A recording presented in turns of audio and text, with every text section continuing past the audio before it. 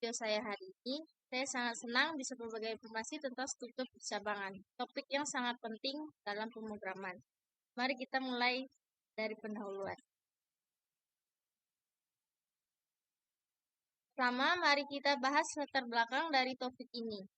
Struktur percabangan adalah konsep dalam pemrograman yang memungkinkan kita mengambil keputusan berdasarkan kondisi atau syarat tertentu. Dalam konteks ini, struktur percabangan adalah seperti seorang penguji yang memilih alternatif berdasarkan kriteria yang telah ditentukan. Kemudian kita akan mengeksplorasi beberapa pernyataan kunci seputar struktur percabangan. Seperti apa yang dimaksud dengan struktur percabangan if, bagaimana dengan struktur percabangan if, dan tentu saja kita akan melihat contoh-contoh persoalan yang terkait dengan keduanya, itu percabangan if dan else if. Selanjutnya, tujuan kita dalam membahas hal ini yaitu pertama ingin memahami konsep tentang struktur percabangan if. Kedua, itu untuk memahami perbedaan antara struktur if dan else. Dan ketiga, itu untuk memahami contoh-contoh persoalan dari struktur percabangan if dan else if. Oke, di sini udah mulai masuk ke pembahasan.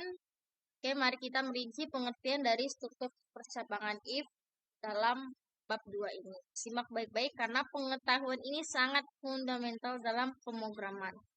Let's dive in. Oke, pengertian struktur percabangan if. Pernyataan if dalam bentuk pernyataan percabangan yang paling sederhana. Bentuk percabangan ini digunakan untuk memutuskan apakah suatu pernyataan atau blok pernyataan tertentu akan dieksekusi atau tidak. Jika kondisi tertentu benar, maka blok pernyataan dieksekusi. Namun, jika salah, maka tidak akan dieksekusi. If hanya memiliki satu blok pilihan yang akan dieksekusi jika kondisi itu bernilai true atau benar. Dengan menggunakan bahasa Python, konsep ini dibuat dari struktur if dengan aturan penulisan sebagai berikut. Ini if condition itu kode program yang dijalankan jika condition bernilai true atau kondisinya jika bernilai benar. Dan kode pemrograman yang dijalankan jika kondisi keduanya itu benar. Bagian condition berperan sebagai penentu dari struktur percabangan. Jika condition terpenuhi menghasilkan nilai true, blok kode pemrograman ini akan dijalankan. Jika condition tidak terpenuhi menghasilkan nilai false atau salah, blok kode program tidak akan dijalankan. Blok kode program dalam bahasa Python ditandai dengan tanda titik 2 setelah penulisan condition. Kemudian diikuti satu atau beberapa baris dengan awalan white space di sisi kiri atau berupa spasi 2 tab. Spasi di sisi kiri ini dikenal dengan istilah indentation.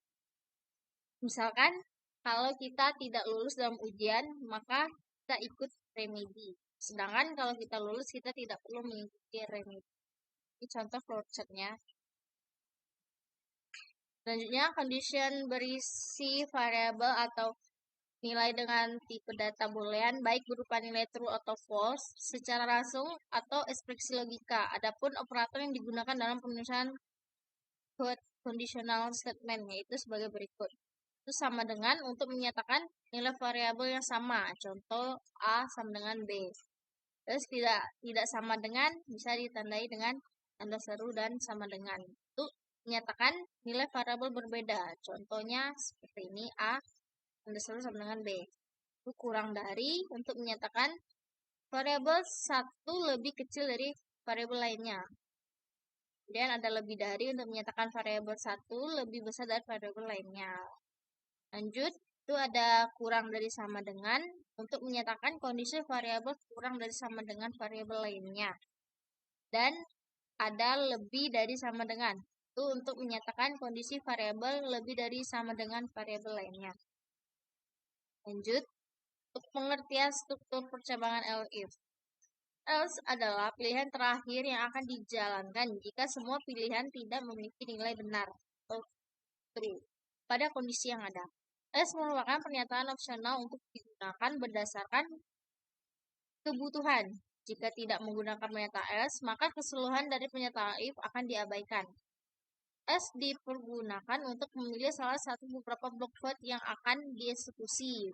Biasanya, pilihan itu lebih dari 2 pilihan.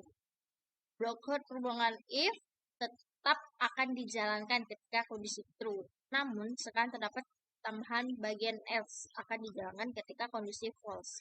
Ini contoh format dasarnya dalam Python. If condition, ini bisa dilihat code program yang dijalankan jika condition benar true. Di sini terdapat else-nya. Tadi kalau pada pada percabangan else ini terdapat else setelah if. Yang dimana else itu kode program yang dijalankan jika condition benar bernilai false atau salah.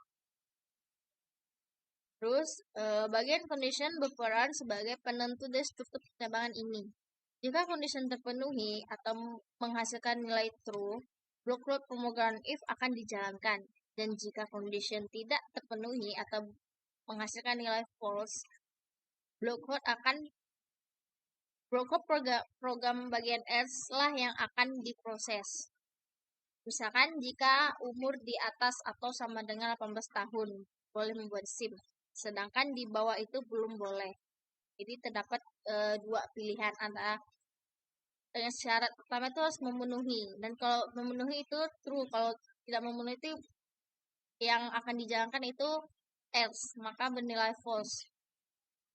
Itu di sini membahas contoh persoalannya itu. Sini ada contoh percabangan if bisa kita melakukan di program Python, bisa kita codingkan di Python. Contoh percabangan if. Misalkan terdapat 2 variabel A dan B. Nah, di variabel A bernilai 12 dan variabel B itu bernilai 5. Maka kita dapat tuliskan dengan if A lebih besar dari B. Terus kita print untuk hasil output yang akan kita tampilkan dengan print variabel A lebih besar dari variabel B. Maka hasil yang akan keluar itu adalah variabel A lebih besar dari variabel B. Terus ada contoh lainnya lagi, misalkan menghitung total belanja yang harus dibayar dengan diskon. Total belanja sama dengan INT. Ini untuk diinput oleh user, maka kita pakai INT input. Total belanja berapa dan bayarnya itu sama dengan total belanja itu adalah variabelnya.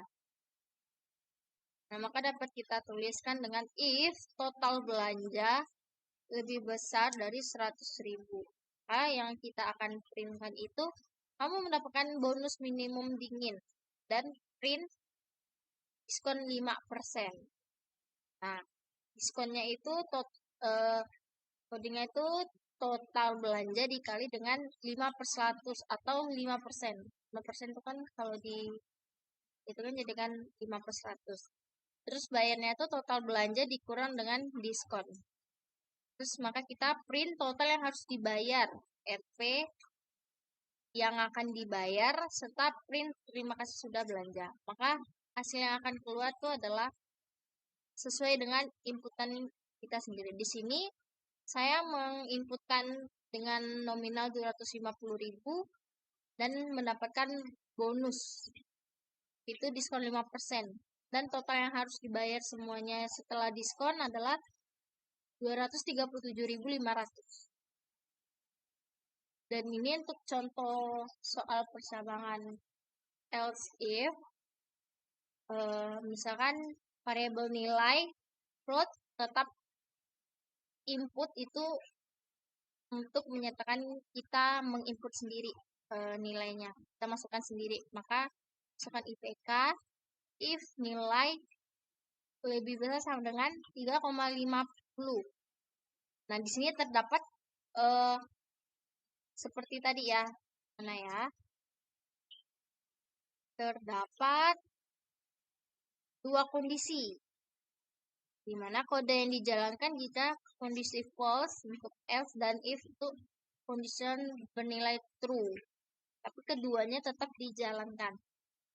Dapat dilihat seperti ini. If nilai lebih besar sama dengan 3,50. Print lulun cum laude. Untuk else-nya ini print non cum laude. Nah, maka nyatakannya itu sama dengan misalkan IPK-nya yang harus lulus cum laude itu bernilai 3,50.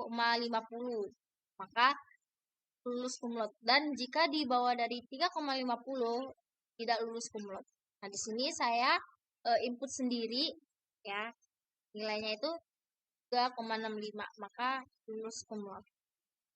Ada juga contoh lainnya, menentukan nilai terbesar dari 3 buah nilai yang diinputkan oleh user.